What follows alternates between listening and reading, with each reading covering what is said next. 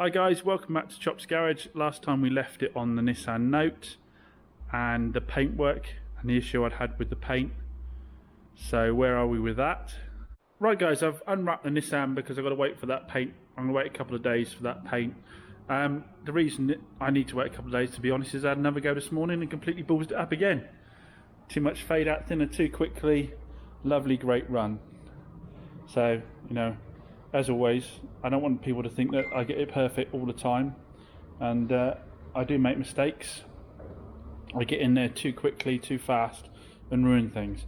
The good news is further down here where we did the arch repair, the colour match is bang on. I thought we were going to see two shades here, but the colour match is absolutely bang on, guys. You really can't see the difference. And that panel gap's not too bad. It was never going to be perfect, as I said, because the metal was bulged out slightly, and from where it had a little dent in there, and it was never going to go back in that direction, and I didn't want to load it up with filler. There's the bit of trim that I tidied up there. I've polished around the back where I did the rear quarter there. That's had a polish up, and I've polished up the front. And as many of you are going to quite rightly say, I should have just blown straight across here on these two, because I have got a slight, if you look closely you can see a slight colour change there. Probably going to be worse on camera. Yeah, you can see it on camera much better. Camera never lies. In real life, once I get it outside, I don't think that's going to be the case. I gave the headlights a polish before I stick it out, but I'm going to stick it out now, let that harden right off over a couple of days, and take my time getting it right. Silver is a nemesis of mine when it comes to blending into a panel, so we'll see how I get on with that later on. I'm going to probably get onto the Dacia now, I think. Like I say, I won't bother cleaning this up too much before it goes outside, because it's only going to get filthy again when it goes outside. I'm just going to leave it till after the weekend and then get back on it. So I won't squeeze this in for this month. It's a shame. I thought I would sell this within the month, being once I'd done this work and got it looking minty, because now obviously it does, you know, other than that horrendous mistake down the end there. But yeah, other than that, it looks minty now. You can imagine once I've done my tyre shine and done my polish on the outside of the bodywork, it's going to be a super clean Note with fantastic mechanical history, and I think it would have gone quickly. So there you go. I still haven't put the K up for sale either yet, because the Note's been in the way and the badge hasn't turned up yet. So let's focus on next month's sales now. Get this out, let this harden off, and when it's done it, I'll paint it and clean it, and then get the badge on this, get this up for sale. But let's get the Dacia and get that sorted. i10 I got from the auction, still isn't here yet. They're taking their time with that, which is again shame. I know it needed a little bit before it could get ready for sale, but shame not to have had that. I did put some other bids on BCA, so we'll have a quick look at that and see where I got on with the bids on that, see if we want anything to come in. I don't think I have. I've checked my emails, but let's have a look at what the prices we're going for. So as suspected, guys, no wins from BCA. A quick look through what I bid on. I bid on a 2011 Polo, 2,600 I bid, because I figured with fees, everything, I'd be in it for £3,000. It'd probably be about 4k car. I think the book was like 4.3, something like that. Sold for 3.8. Where's the margin in that? Hyundai i10. It was an automatic. Only had 40,000 miles on it on a 2012, but it sold for 4,850 quid. I mean, you've got to be in 5.5 before you've even put it on the forecourt with that. I just don't see the money in it. 2014 Pop. Base models, I don't like the Pops, they don't sell so well. £3,000 I bid. Hammer price 4,100. So you're going to be in 4 or 5 plus by the time you get it there. I didn't think that was more than a 5k car, to be honest. A Volvo V50 1.6. I bid on that because it's the I think it's a zero fuel, and round here people like the Volvos around North Devon here. I bid 2.6 on a 2010, went for 4.3. Astra 1.6 on a 2010. I thought that was a 3.5, 3,995 car on the forecourt, but it sold for 3.5 plus fees, and then you've got to get it home as well. Only thing I came close on, I think, Seat Ibiza 1.4 SE on a 2012, bid 2.1, went for 2,450. This one's nuts. A Fiat Punto 1.4 multi-air, 2013, went for £4,300. Now I'm pretty damn sure when I looked it up, the retail was like 4,995 at best on it. But Puntos just don't. I don't think they sell for that. They don't sell for the retail money on them. They always have to be a bit cheaper. That person's in that car for 4.8 before they get it home. And by the time they get home, sorry, just don't see it. Where's the money in it? Where's the money in it? Hyundai i10 1.2 active. I bid 2.5, went for 3.5 on a 63 plate. I think that's the 3,995 car. Another pop in yellow with had nice alloys. I was a bit closer on this one. I bid 19. It went for 2,550. But again, a 59 plate pop. What are they? They $3,000, 3.5 at best.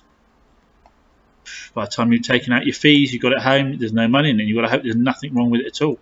1.4 Corsa in 2012. I bid 3.2, went for 3.7. I thought I might have a chance on this little Mariva 1.4 turbo on a 2010. The book says it's like a $2,500 car, 2.6 car. Sold for 1,850. So by the time I paid fees, they're into like 2.1, 2.2. There's maybe £500 margin in that car. You better bloody hope there's nothing wrong with it. 2012 Igo. I bid 1,500, went for 1,650. So that's probably something I might have grabbed at that price point had I been there. But again, it's retail only 2,750. So by the time you paid fees, you'll have maybe 700 quid in the car, and have to hope that there's no bills and you've got your VAT to pay. So if you were left with 300 or 400 quid after you paid your VAT, paid for a warranty, you'd be surprised. So prices are still officially crazy high, and I don't know how people are doing this and selling these cars at these prices and are able to make a living from doing it, because I just don't see the margin in it at all. Now, people messaging me, go, oh, you should have 1,500 quid in each car. Try and do that in the current market, guys.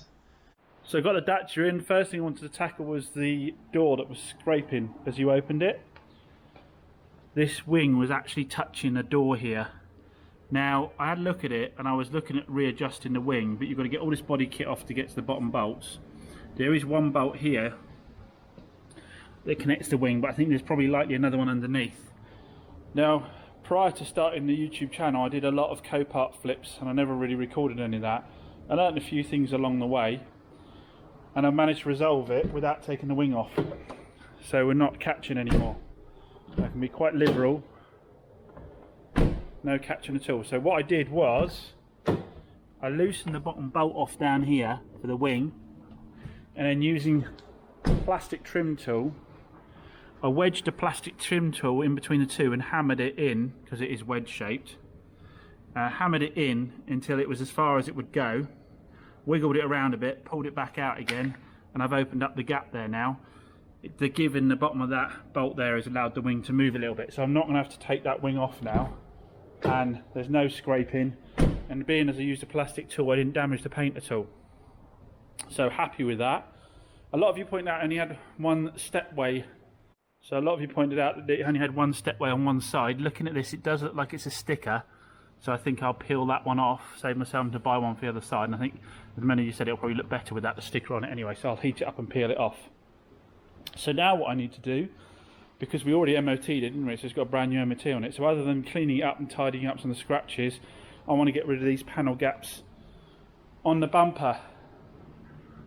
Now, we know that when these come off, the clips break at the front. So I've got a pair of replacement clips. So the job now is whip the bumper off, replace those clips, and see if we can't improve this. Most of them I've seen do this. It may well be we can't improve it any further than it is. If the wing is bent in at all in the fitting, it will push this out again, but we'll give it a shot. Let's do that next. So looking at the clips, it might not be possible to make much of an improvement. On this one, the clip here is in good condition. I might change it over and just see if I can't, or re-rivet it and get it a little bit closer to the metalwork there. Just put it up a bit tighter. But the actual bumper itself is okay there. On this side though, we do have a crack on this tab, and we've got a tooth missing off there. So if we whip that one off as well, and then try and repair this little tab here, might help tighten it up. Basically, I think if I try and move both tabs up a bit, getting closer to the wing there. Can you see the gap between that tooth there is a lot closer. So look this side. You see that tooth nearly touching the wing. This tooth is a few mil away. So let's readjust these. So we've got to drill these pot rivets out first. Right, I'm going to have to shout a bit because the rain's really strong outside. Please stop there because I found that I forgot to bring across my rivets from my move and I didn't bring any drill bits over. So I'm going to need to pick up some drill bits and some rivets and tomorrow morning to do that. So I think we'll need to move on to a clean up of the car instead. We're going to have to really get the interior done, I think, first with the rain the way it is outside. Get round and sort out all these seats that are very dirty indeed. So let's get that done. And I think we will have, oh, there's quite a lot of staining type stuff there. I think we'll have a go at these scratches as well and see how bad they really are. Decide whether we need to order paint or not. We'll see how much they buff out first. Or maybe get a sticker off as well. No heat gun though, so maybe I'll boil the kettle. See if I can get them hot enough with the kettle to then try and start peeling them off.